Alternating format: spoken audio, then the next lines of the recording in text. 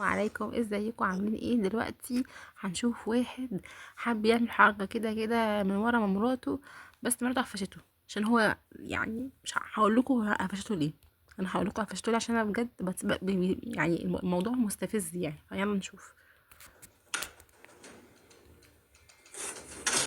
هنا مراته بقى عملت انها مشت، يعني مشت ما خلت الجزمه تمشي في المكنسه ومشت.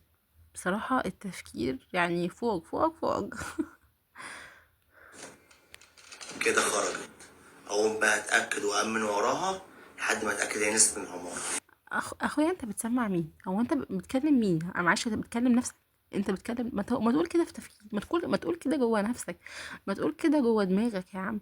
انت بتسمعنا احنا؟ انت قاصد بقى تسمعنا احنا؟ انت قاصد؟ انت عامل فيديو بجد بقى عشان تسمعنا احنا بقى؟ يلا نكمل.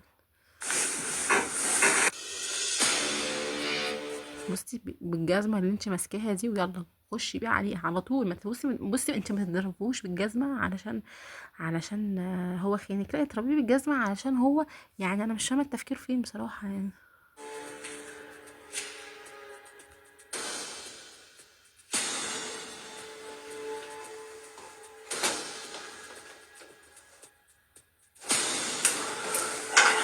لا لا، مشت. مشت اخويا، مشت. كده هي نزلت. هكلم بقى البت شيري. برضو برضو بتتكلم بصوت عالي، برضو بتتكلم بصوت عالي يا ابني، حرام عليك يا ابني، حرام عليك. تيجي تقعد معايا. هي شيري. نزلت. يا بنت بقولك شايفها بعينيا وهي نازله. مش موجوده اصلا في العماره. انا يا ابني مش موجود، دي مش موجودة في البيت اساسا، دي ولا وراك حتى، ولا وراك اساسا. اتاكدت بنفسي امنت عليها. لا لا، ما تقلقيش. تعالي يلا بسرعه. تعالي يلا بسرعة يا شيرين، مستنياكوا في المطبخ، متقلقيش. هنقعد براحتنا بقى. ده قدامها كتير قوي عقبال ما ترجع. بتقعد تلف على المحلات ولا في اي محل بيعجبها. لا لا، ما تقلقيش. يلا تعالي، وانت جايه بقى هاتيلي اي اكل معاك وحاجه ساعه. يلا انا مستنيكي. يلا سلام. الو. ايوه يا حماتي، انا عايزاكي تجيلي الشقه ضروري. لا لا، ما تقلقيش.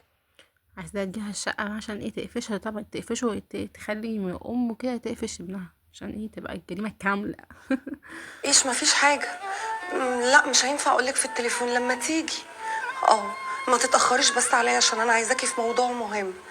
اه انا ممكن اقول الموضوع المهم ده على فكره، وبلاش تطولي في الفيديو وتاثري في الفيديو وتقفلي الفيديو على الفاضي، واحنا ما شفناش اللي حصل يعني، بجد والله. مش مستنياكي.